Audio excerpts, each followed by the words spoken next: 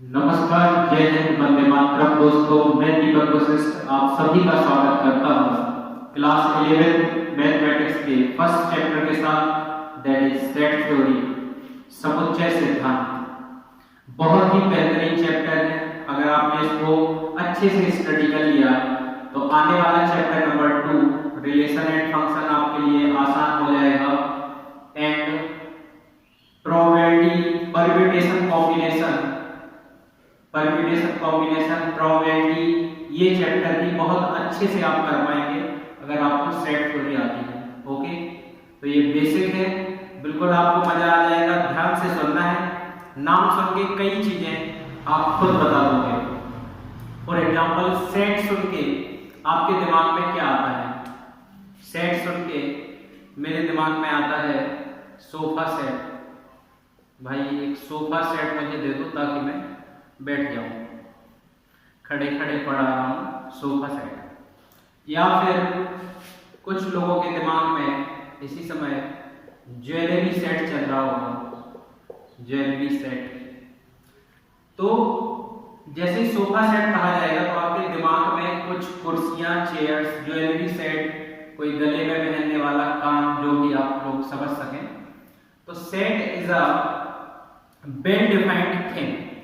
मतलब जैसे हमसे कहा जाए कप सेट, या फिर एक अच्छा एग्जांपल लेते हैं, मैं आपसे कहूं vowels of English alphabet.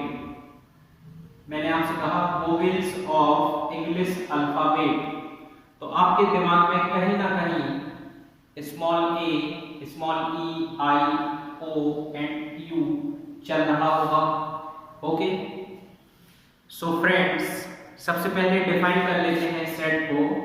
Set is a well defined collection of things और objects. Set is a well defined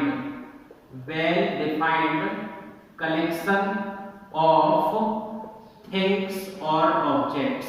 of things और objects, It is the definition for a set. A well-defined collection of things or objects is called a set. So friends, here we have two basic methods to represent a set. Representation of a set में हम लोग दो method सीखेंगे। Representation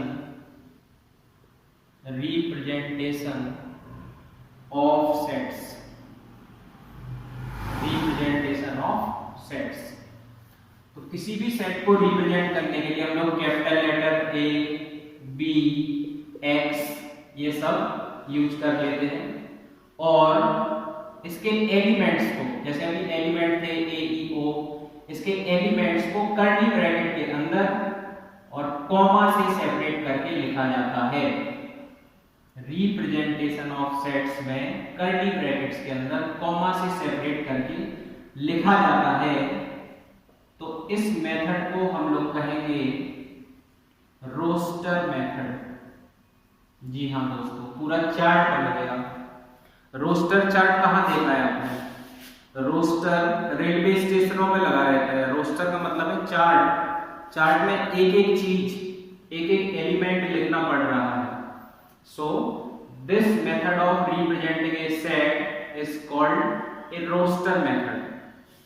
Another method, क्योंकि इसमें कम element है तो इसको लिखना ऐसे पॉसिबल हो गया। जब नंबर ऑफ एलिमेंट्स बढ़ेंगे, जैसे मैं आपसे कह दूंगा नेचुरल नंबर्स, तो नेचुरल नंबर्स में तो आप कहोगे सर 1 2 3, इसमें तो पता ही नहीं हमें कि एंड एलिमेंट क्या है या नंबर ऑफ एलिमेंट्स कितने हैं।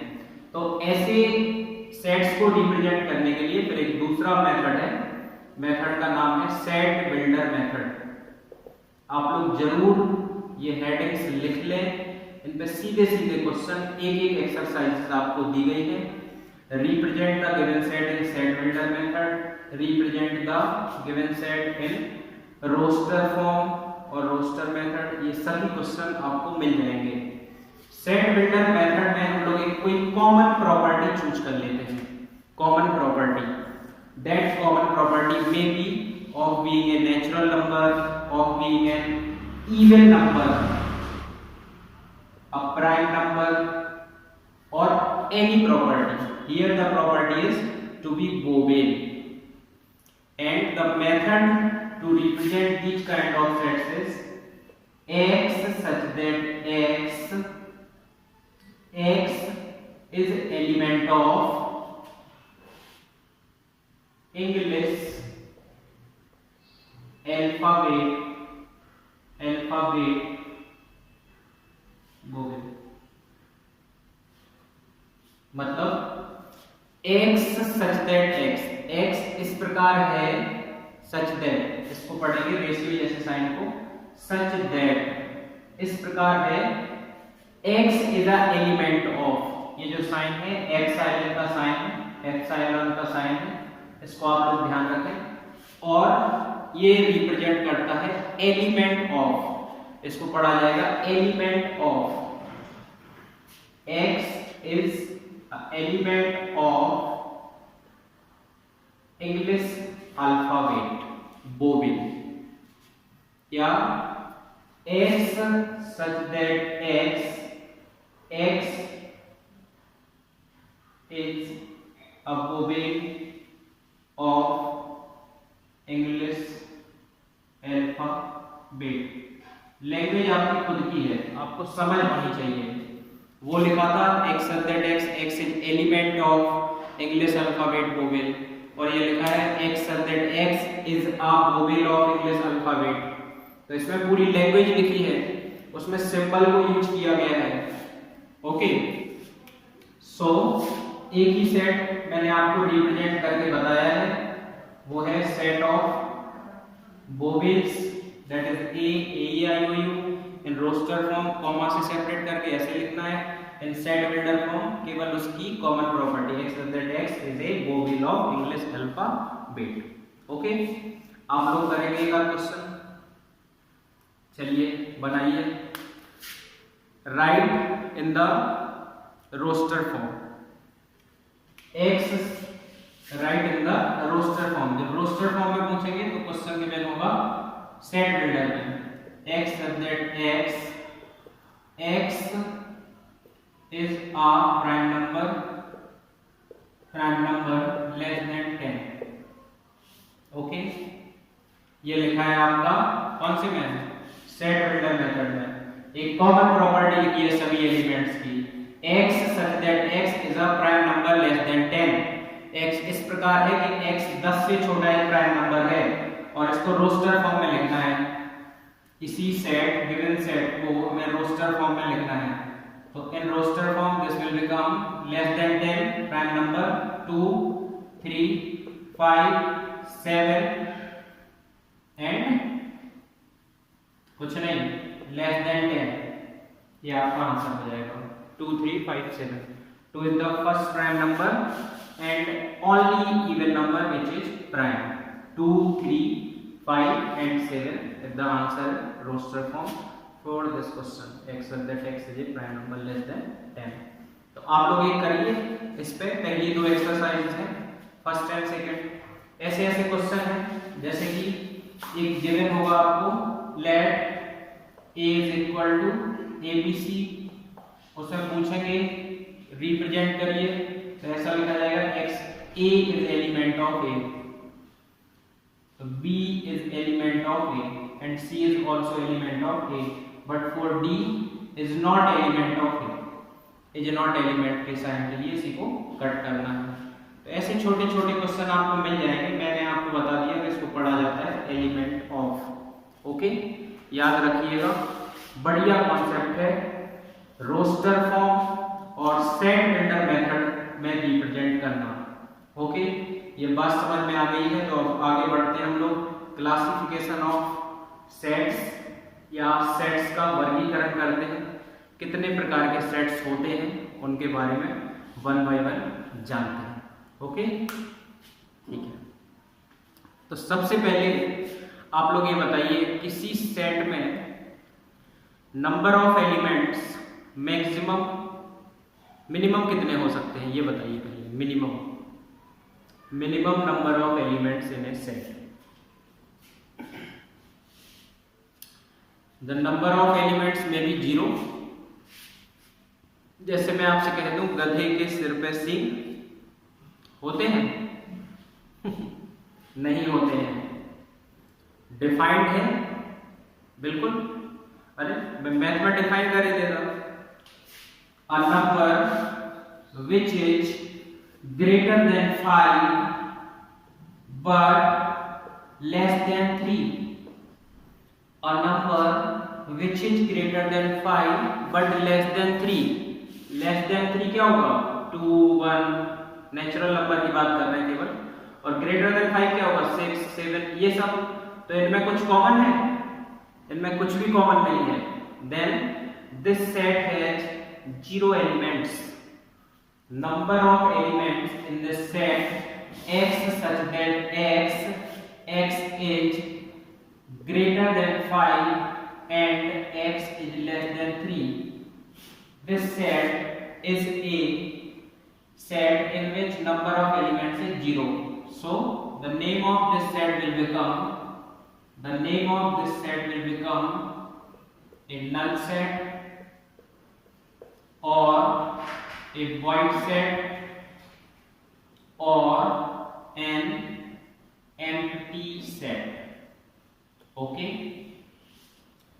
अगर कोई ऐसा सेट है जिसमें कि नंबर ऑफ एलिमेंट्स 0 हैं, एक भी एलिमेंट उसमें नहीं है, तो वो सेट कहलाएगा आपका एम्प्टी सेट, वॉइड सेट और null set. These all the sets are represented by Greek letter phi, a symbol phi. Okay, then we will define this set or null set, a set which has no elements, a set having 0 elements. 0 is the number of elements. It's called a null set. A set having 0 elements is called a null set. एक example आपके सामने लिखा है x such that x is greater than 5 and x is less than 3. एक और example x such that x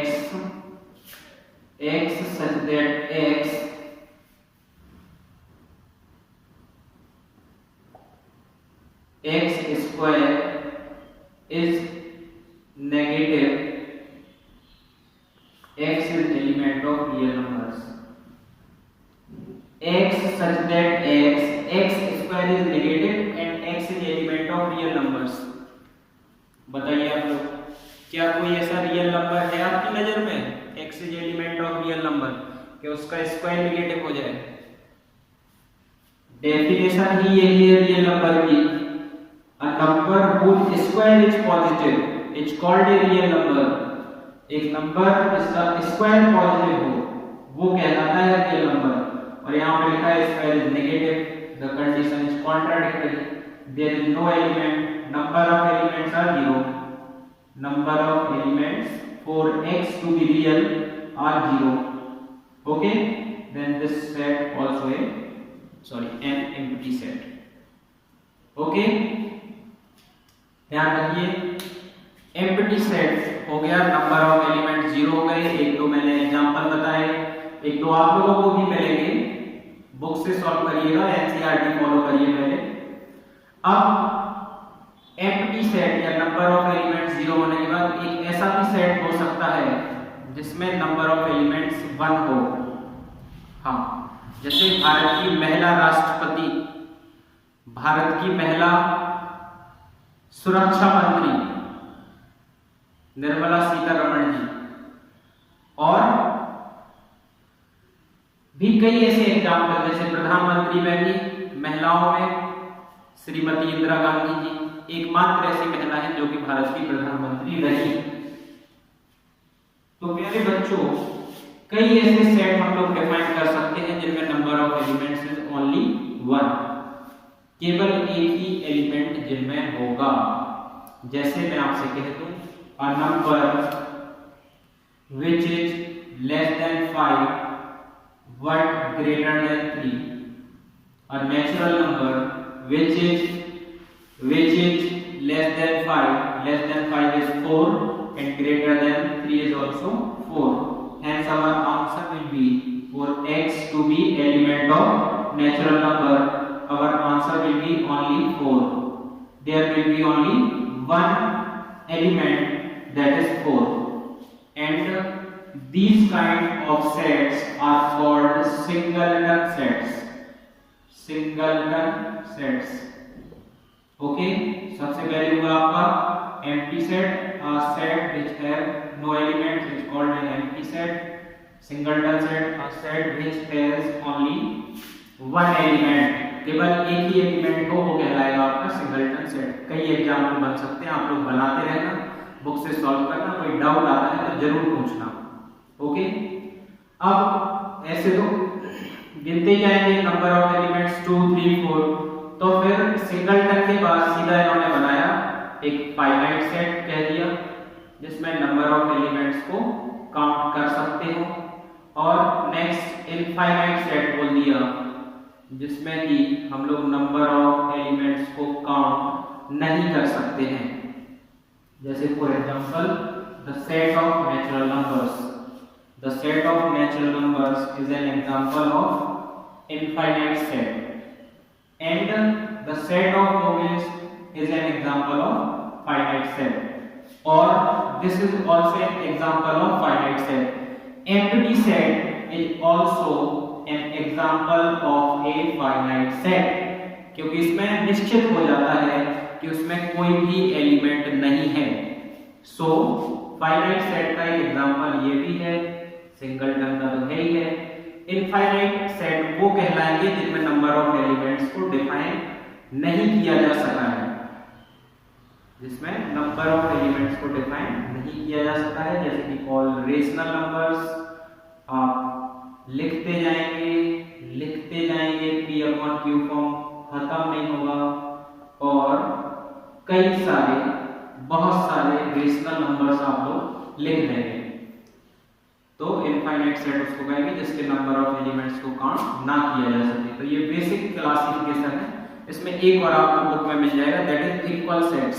नाम से ही पता चल रहा है, equal sets are the sets which has same elements और इक्वल एलिमेंट्स. जैसे इसमें एलिमेंट है केवल 4, इसमें एलिमेंट केवल क्या है 4, except that x is less than 5, x is greater than 3, 4, x is element of natural number. इसमें 4 है, हम आपसे बोले except that x square is equal to 4. तो इसमें दो वैल्यू हो सकती हैं, दैट इज +2 एंड -2. तो ये अब आपको डिसाइड करना है क्वेश्चन को पढ़ने के बाद कि वो एम्प्टी है, सिंगलटन है, या फाइनाइट है, इनफाइनाइट है. जो भी है वो आपको करना है. इक्वल सेट तब होगा जबकि एलिमेंट इक्वल हो. तो ये भी इक्वल सेट नहीं है. एक कोई दूसरा एग्जांपल देख लेते हैं.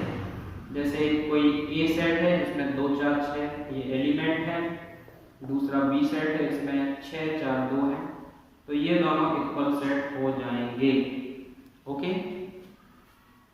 x² इज इक्वल टू 4 वाला एग्जांपल, ये 2 आउटपुट दे रहा था +-2, तो ये नहीं लिया जाएगा. ओके, इक्वल सेट्स के लिए हर एक एलिमेंट को बराबर होना जरूरी है. तो आप लोग इसको रिवाइज करिए, अच्छे से पढ़िए. इक्वल सेट्स आपको पता चल गया होगा. Void set, null set, empty set एक ही बात है. सिंगलटन सेट आपको नाम से याद हो गया होगा. फाइनाइट इनफाइनाइट भी नाम से पता चल रहा है. तो जरूर आप लोग स्टडी करें. ये फर्स्ट चैप्टर का बेसिक कॉन्सेप्ट है. कई सारे एग्जांपल और क्वेश्चन आपको नेक्स्ट क्लासेस में करवाए जाएंगे. आप लोग लाइक, शेयर और सब्सक्राइब करना ना भूलें. Thank you very much.